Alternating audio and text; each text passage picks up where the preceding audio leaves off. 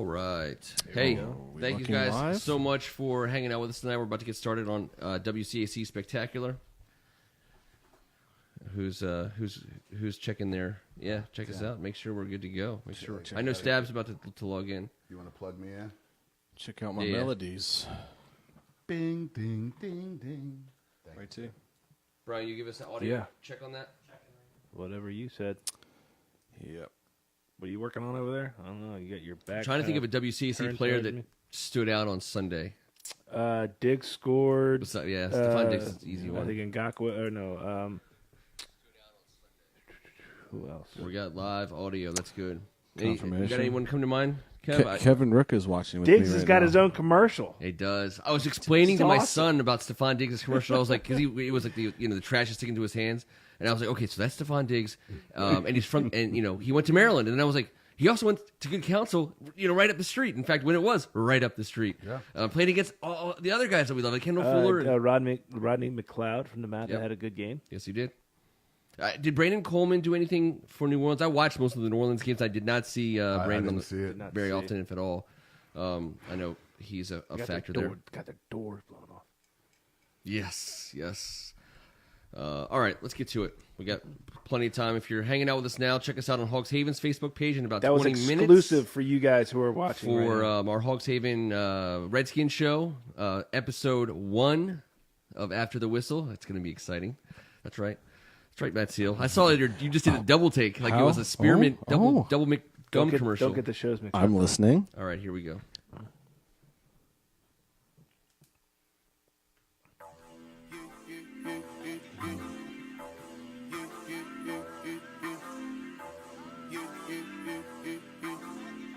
Cheers. It's a fun week between now and the last time we met in his basement on the WCAC Spectacular. On behalf of First Amendment Sports, I'm Ken Marangolo. He is Tim Strachan. I love it, man. I love it. Every Tuesday we get to come down here and talk about this league, talk about where we went to school, the guys that carrying on the traditions. I mean, this is why we love this game, man. The best high school sports conference in the land. We say it early, often, and daily. He's Kevin Ricka. And we say it honestly. And, man, I was bouncing around Saturday thinking about talking about all this stuff on Tuesday. It's just so much fun. And the way these teams played the game the correct way, the hard work put in, but the way that we're represented on a nationwide basis with a lot of these out-of-state games and a lot of these television games, I'm telling you, it's been done to perfection by these young men. So far, so good this season. You might say to yourself, why can't we watch you guys call a high school football game? And I answer you, we actually are going to be, and we'll give you some more information and details on the one we're going to. I think we're working on, don't mind us saying, because we've talked to the school about it, and we're planning to be at Bishop McNamara on October 20th.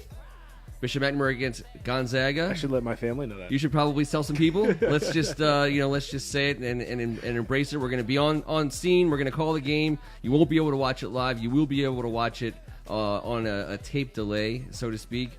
And we hope to be at the scene of many a great WCAC affair between now and then. Someone who gets to spend a lot of their weekends at these games, sitting here with me right now, Matt, the Real Deal Seal.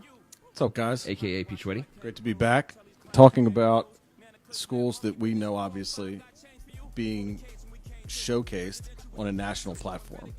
And that is just fantastic. And they're using your pictures and your voice to showcase them. I'm lucky enough to look on Twitter today to see some jawing still going on between some St. John's and Miami Central players. And I'm looking at the photographs. I was like, that looks familiar. That one looks familiar. All these kids switched their profile pictures. It's like, You're that's bouncing, pretty cool to see, guys. MCLphoto.com. Bouncing all over that mic. A tremendous medium to this national Appreciate platform. that. Thank you right very there in much. the cadet shirt. Go check it out. Good pictures. Equal opportunity, though, like the cadets, like everybody Without in a the doubt. league. Oh, yeah. Obviously. All about the kids. You always have That's that, right. my brother. That's That's why right. we do it. We saw some great action this weekend, didn't we? It was a good week of football in general, so as the resident Bishop McNamara Mustang in the house, it is my duty and honor to report our week that was. We took one on the chin to Riken, not a good loss on the road after a really great W. I'm still basking in that W. It was a long time coming. the Bishop McNamara program is certainly on the rise. They've been at the bottom for a while, so they get to we get to have the awesome story of fighting to the top. I look forward to it. I can't wait to play all these teams that we get to watch and see on and we'll do it. The Mustangs, the Maroon and Gold are part of it, and we're going to do our part and grow and build to be as competitive as possible and start getting some wins. And one thing I look forward to, and we'll close out the McNamara segment with this.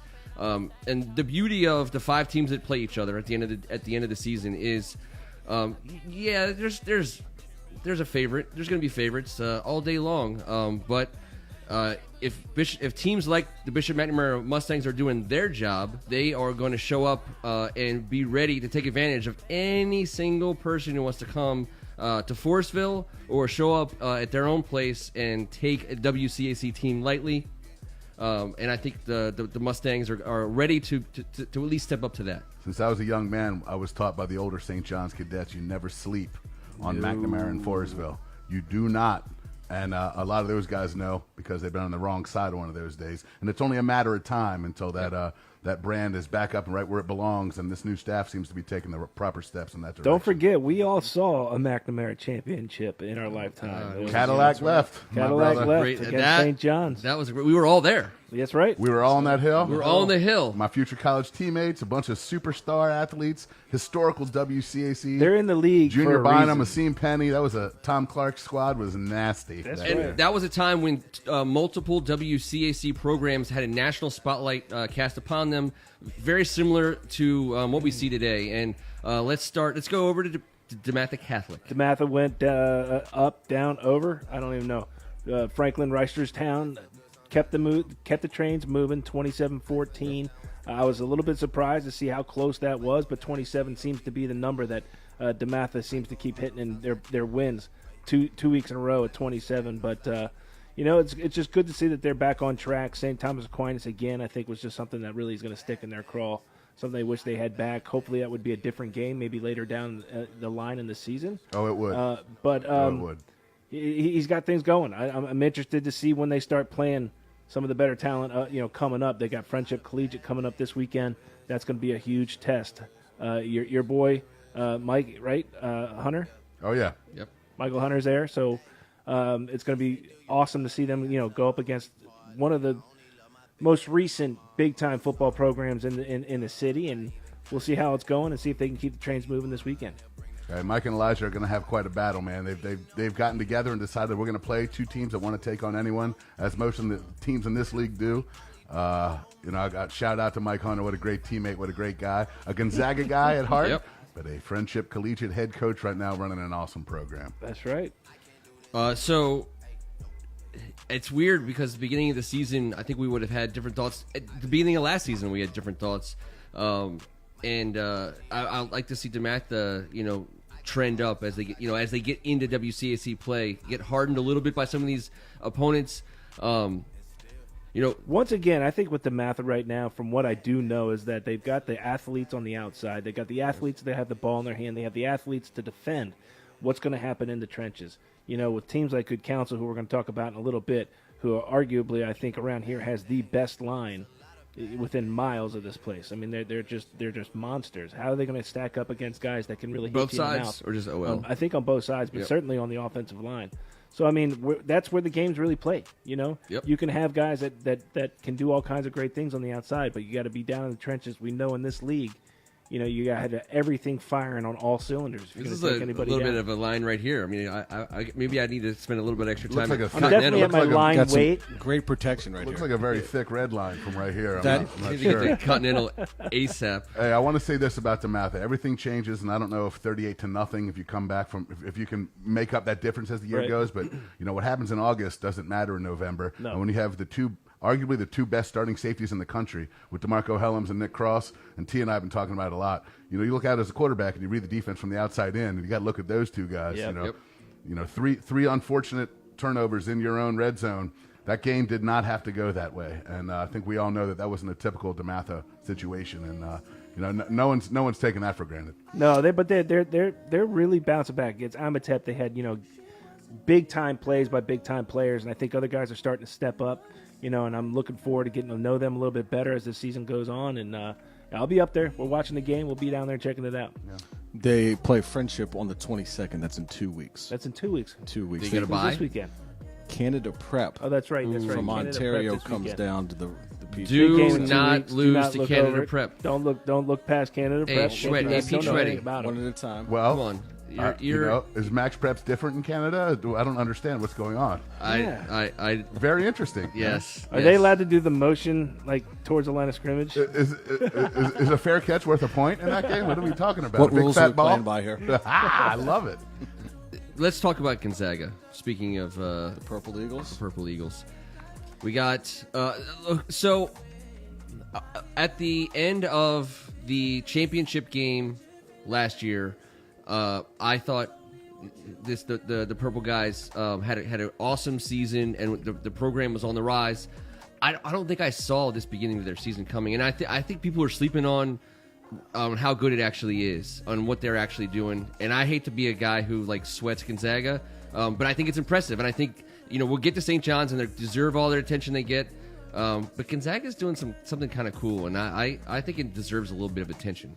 It absolutely does. I mean, they beat a Don Bosco team from New Jersey, not the St. John Bosco team that people often confuse. Nationally ranked. Correct. Shit Don was Bosco. last week. A historical, legit program. Another Don New Bosco. Jersey Power, for sure. One Top- degree top, away What, from top separation. 80 or something, what'd you say? top 80 in the ranked country? team. Yeah, that's nothing to sneeze at. Yep.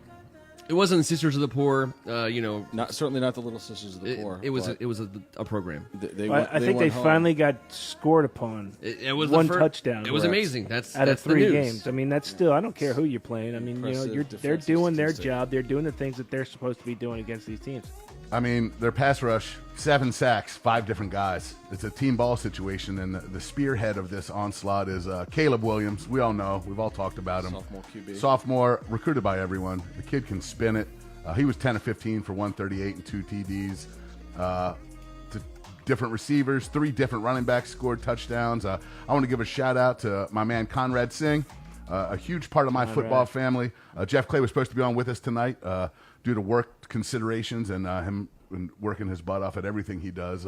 Couldn't be with us, but Matt Seal reached out, and Conrad, he's a huge part of my football family. I consider him a brother in my football family. I was fortunate enough to coach him down at Hampton-Sydney, and that man is a winner. Everything about him. He was an outstanding first-team All-American wide receiver, but he was the leader of the team, the president of his class down there at Hampton-Sydney. This is the kind of guy you want to be around. Well, he's been an outstanding coach for Gonzaga No now doubt. for at least 2 administrations there. And I think Trivers was very smart in keeping him around, not only to keep the kids there and keep something familiar, but he's a great football mind, doing a great job down there. You classified him the ultimate teammate. He was. And that's exactly the guy that you want on your coaching staff. Without a doubt. I'm going to tell you, John Marshall over there, a wide receiver at Gonzaga, is benefiting greatly from his presence, I can assure you. 6 catches, 124 yards with a long touchdown pass. Perfect ball, great catch. I'm telling you, John Marshall has learned things about running routes that John Marshall never thought about before Conrad Singh got a hold of him. And he's a nuanced guy, and every step counts. It just and he does not. There's no loose ends. He does not cut corners. This is a guy that you're dealing with, and he gets the job done. A guy I'm proud to call my friend, and I'm proud to be part of my football family. That's a hell of a team when you got a guy like that running done, around. Conrad. And Coach Randy Trivers has done an awesome job bringing in a guy like Conrad and surrounding himself with these guys. I mean, hey, look, man, we were chuckling this weekend. We said, Gonzaga, you guys gave up a touchdown, man. What's going on?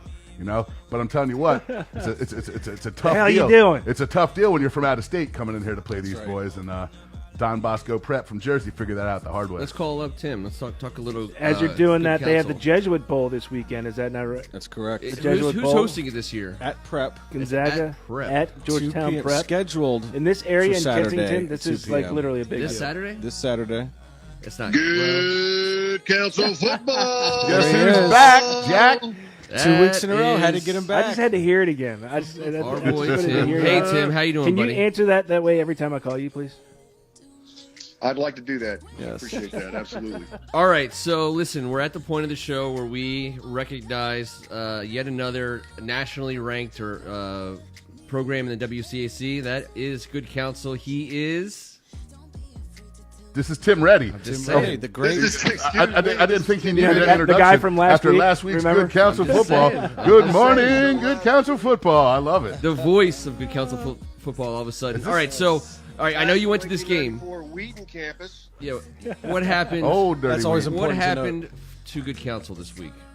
Well, this is a classic matchup here between Good Counsel and Mount St. Joe out of Baltimore.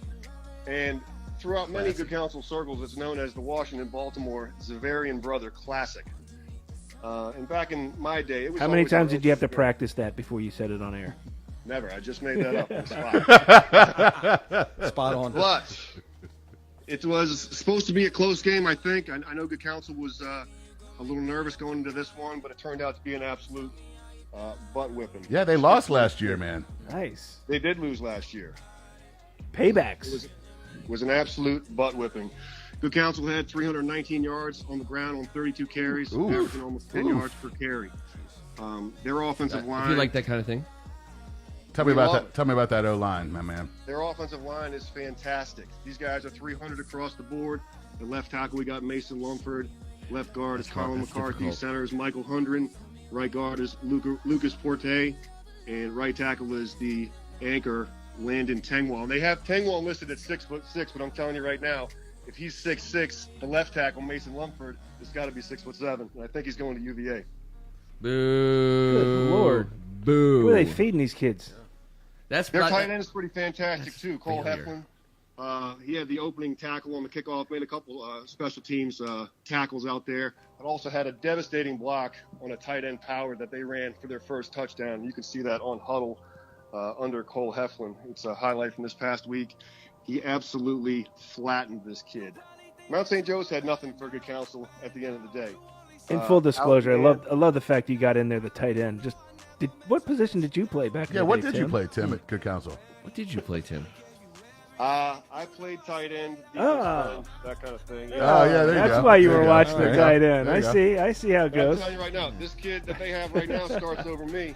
He is a bad man. Is he Hey. wearing your number? He's not wearing your Hey, number. that's saying a lot. hey for That's saying a a lot. Shepherd Hall of Fame tight end, all-time leading pass catcher Absolutely. to mention that right now shows a little bit about what he thinks about this guy. I appreciate that, but I'll tell you what, this kid's a junior, so we still got him for another year after this one. But he's impressive. He's impressive. But the team is filled with fantastic football players.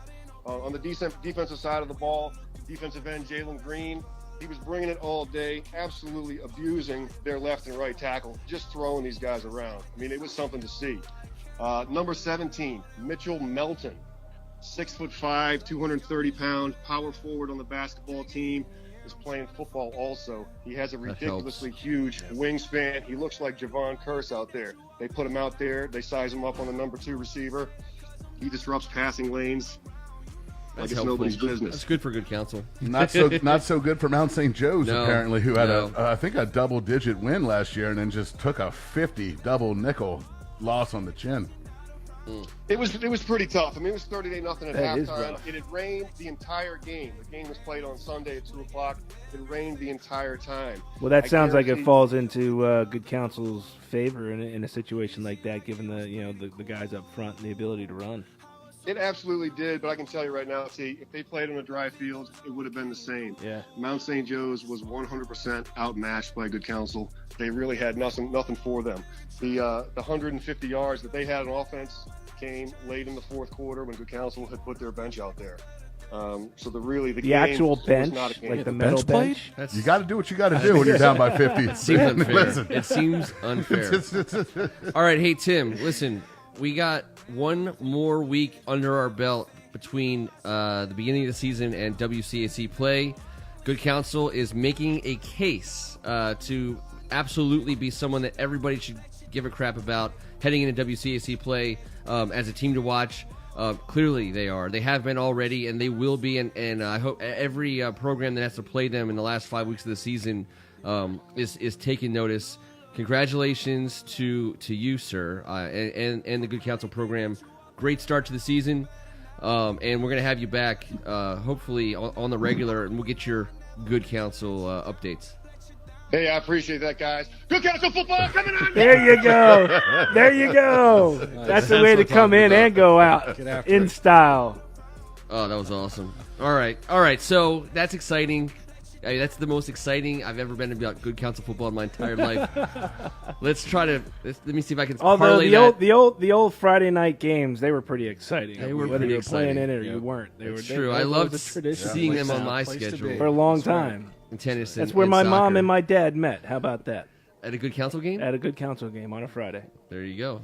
That's magical. Shout out Richard Mary. That's how much this Shout league. out. Hey. That's how much Mary. this league means to me. All right, well, let me just double down on it. That St. John's. That Tim Reddy right there, that Tim Reddy guy happens to be my brother-in-law. I met my sister while coaching on the staff with myself and my father at St. John's College High School. Yes, So that is a sir. WCAC. That was awkward the first time he That's told you that's that, That's huh? a WCAC marriage made in heaven. Nah, she can handle herself. fifth cousins. I was done taking the beat down. It was time for someone to step up for me. All right, so St. John's is all of a sudden one of the greatest teams in the country. Certainly one of the more entertaining squads, but deep from top to bottom. They have a national profile. They are at the moment the class of the WCAC, and again we say that means that's saying a lot. We think that means a lot. That's not always a comfortable spot to be in. No, Not at all. No, No. it just that. means you have the trophy that everyone wants. You got the and, target. Yeah. All right, so they go into this week. Just to take you back prior to the game, they're still got they still have IMG scheduled ahead of Miami Central. They're still the number one team in the country is coming. As everyone knows, that game has been postponed, put off. It's not happening on Saturday. IMG's not coming, but St. John's was staring down the barrel of Miami Central and IMG, and the manner in which they handled the Miami Central game to me was going to be a big deal because there's a lot going on with the number one team coming to your house. Hey, man, 8 days later. first and foremost, everyone stay safe in the hurricane. And Please. it makes sense. When the state of Florida and the state of Maryland are in a state of emergency, it didn't make any the same sense. time, It yeah. didn't make any sense, and I understand that. I love that smarter heads prevailed in this. Absolutely. I won't put And kids unfortunately, on the back-to-back years, the St. John's IMG game has been canceled by a hurricane. I guess it wasn't Are there meant forces to be. at work here? Maybe. I don't know. Maybe, but I know this. Head coach Joe Casamento took the St. John's Cadets up against Miami Central in one of the greatest high school football games. They're calling it In history. In history, and a lot of people older than us probably are scoffing, but I'm telling you, I've never witnessed anything like it. It was just outrageous how the game unfolded. St. John's was in control. St. John's was up, I believe, 24-13, late in the third, early in the fourth, and I know you were down there getting soaked. Stoked through, but it was worth every second of it. I'll tell you that much. And man, I streamed it. I was a little lazy. No one in the house. No one to come with me to the game. But we need to talk about something crazy, right? Talk I mean, to what in the world happened at the end of the fourth quarter, going into overtime on the shot? yeah, the stream went off 2-5 contract, and we didn't Yeah. get to watch any of that overtime. And That's crazy. Ouch. oh, Yes. ouch! It's like the NFL Heidi game. Yeah. In high school football, It was you tough. lose it was the tough. game of the century. It was tough. At the end of the fourth quarter. That's unbelievable. I was to a me. bit burgundy faced. If you guys have Yeah. Oh, I accused can me of that imagine. being Oh, for before. MVP of the day, my little brother Keith Ricca, live on the spot, cell phone in hand, quickest text fingers. He may I'll have a put, business I'll put up against opportunity anybody. in The front way of him. he was the AP wire unfolding play by play and what He's was the going millennial on. among us. He really was. Those thumbs just work without even acting on it. But thank God I had that. And since then, I've had the opportunity to watch the game in full. And hey, listen, it all starts, like we all know, with the quarterback, the engine of the offense. And Sol J. Maeva was an absolute stud out there playing in the rain, throwing the ball, running the ball. I think he was 19 for 30 for 247 and 4 touchdowns. He's a bit of a riverboat gambler, T. He's not bad in that rain. He's a little bit more on my side of the spectrum of what I enjoy out of a quarterback than the classic drop back. But I'm talking about underhand, behind pitches. I'm talking about Very creative. 10 yards downfield, pitching it back, Tony Rice style from back in the day. Good Lord. I mean, he's making plays. He's avoiding rushers and throwing it out. And look, it's high risk, high reward, and it looks awesome. But I think I was a bit more like that back in the day. Can't say I was as fast or athletic as this young Yeah. man. But you know what I love about him is his toughness, man. He took a million hits. He gave a handful of hits. But you He's wore a not half afraid of shirt contact. anyway. And he did not wear a half shirt. I did. Same. That's a fact. But I think that the story of the day, especially on ESPN, I mean, Number come 5. on. Number my, 5. My boy. number 5 on your jerseys, Rakeem in your Jarrett. programs, My number 1 in your non-McNamara hearts. favorite player. I mean, 6 Come receptions, on. It's just 133 yards, so fun. It's and fun. 3 touchdowns.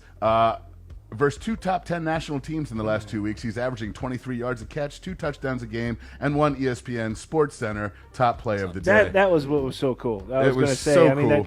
but the thing that popped out at me, because I haven't seen him play, I've heard his name. You guys talk about him a lot. I've heard college coaches talk about him. I saw that play, and the first thing that popped out to me was not only a great play, the sheer I've seen a lot of the Division I football players over the last 22 years covering college football. He looked every bit of it. As a sophomore, Yes. I was like, oh, my God. I mean, he's a physical specimen As at a young physically age. impressive as he is, It's pretty impressive. is how humble, respectful, and friendly is great. how he is. That's He's got the package. He's got, hey, look, I don't want to put a ton of pressure on this kid, but he's got greatness in It's his not future. pressure. It's just I think he understands it. I think he embraces Yeah, it. too, it's enjoying something that we're seeing that's fun, and it's always great to know that they're good kids and that they're humble like that. I mean, that's why we do this. He's that's a special why, kid. That's why it's special to us. Shout out to his parents. He represents St. John's. He that's how it should represents be. this league. No doubt about it, T. No doubt about it. Those aren't the only 2 guys that played on Saturday. I'm not going to get into the whole time, but I want to say that when that overtime started and you're playing against a top 10 team, we all know this. You look towards your senior leadership and your playmakers. And both of those 2 young men in that combination, they happen to be juniors, but that's the checkbox on the playmaker situation. Tremont Morris-Brash, a senior defensive end. After MJ Sherman, hey, Give a shout out to MJ we're Sherman. all That's praying right. for That's right, good my man. news and a speedy recovery, no matter how bad or good this injury turns out to be. But we haven't heard anything just yet. But when a 5-star top 5 player in the nation goes down, a defensive end senior, the boys call him drop, and this guy dropped everyone near him in overtime. I don't know if you guys understood. The first overtime, both teams scored 7 points. Miami goes down and scores. St. That's what I was John's gonna goes ask you. and follows up. Miami scores. St. John's goes down in a couple passes, and Cam Ross catches 2 passes quickly and scores right away. It's now 31-31.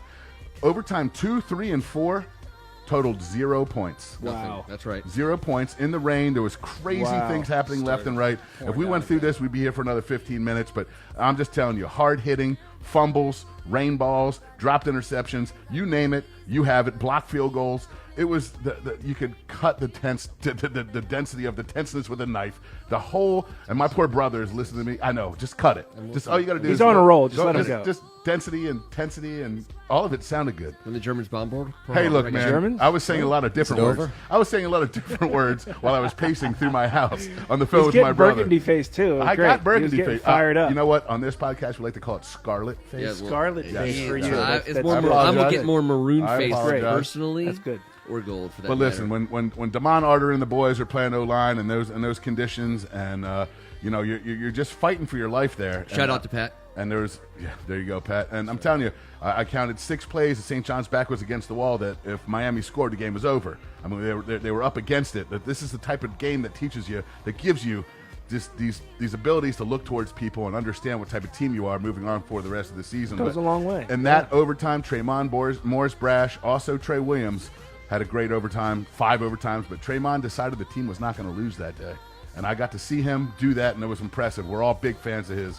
But heading into the 5th overtime, Miami Central goes down and gets down to the 1-inch line, snaps the ball over the quarterback's head on 3rd down. Over the head on 3rd down, recovers it around the 11 and makes the field goal. So now it's 34-31, Miami Central. St. John's is heading out there. It's their ball. Coach That's Kaz. a wet. Yes, it's a Slippery wet, ball. sloppy. Yep. And this ball was well over. And this quarterback's going to Marshall. Long, skinny, great arm. Made a million plays. But went over his head, and he's a big guy. This ball was up there. He was a big guy. Yeah. That's what you noticed on the video. Is that the corner was not. It wasn't a tall guy. Yeah, Yes. it wasn't a Long mismatch arms, of size. Yes, he looked like a power forward, and the ball went over his head. Yep. He recovered. They make the field goal. This freshman field goal kicker for Miami Central was ridiculous. Earned his helmet that He did. He was the MVP of the day for them, I think. But as you look at it, now it's St. John's ball from the 25 in high school football. On the 2nd overtime, you got to go for 2. They never got to that point. Coach Kaz is sitting there thinking of a master plan. And I'm sitting there in my kitchen on the phone with my brother thinking, I know you got soul. Sweat? I know you got soul because Soul J is playing quarterback for the Cadets. Okay, And, okay. as you look out, Miami Central comes in with the press coverage. Rakim did not sweat the technique, beating his man on the Slipped right by inside, him. beat him like a drum, but maintained his width. Soul J put the ball in the proper place where no one else could catch it. Rakim puts an arm up, tips it to himself, tips it again, snags it with two hands, and runs out of the end zone for a St. John's walk-off. I mean, the cadets were paid in full at that point as he ran across the stadium, in front of the stadium, with all of his teammates and fans following him all the way home to the ESPN Top 10 Sports Center play of the day. It's as exciting as it's been. It really was, and I felt it for him, and he deserved all of it. Yep. What a hell of a football game. What a hell of a game. Even Andrew Deeren, friend of the show and pride of Gonzaga, would have to say that was a hell of a win by St. John's. When you see your fellow WCACers on Twitter and on ESPN, and they're getting all kinds of crazy love, I think that's cool. And you know what? I mean, just like, hey, we play against those guys. Yeah, this conference is awesome. I was going to ask you guys if you think the national rankings, how hard are you going to dock some programs in WCAC play nationally?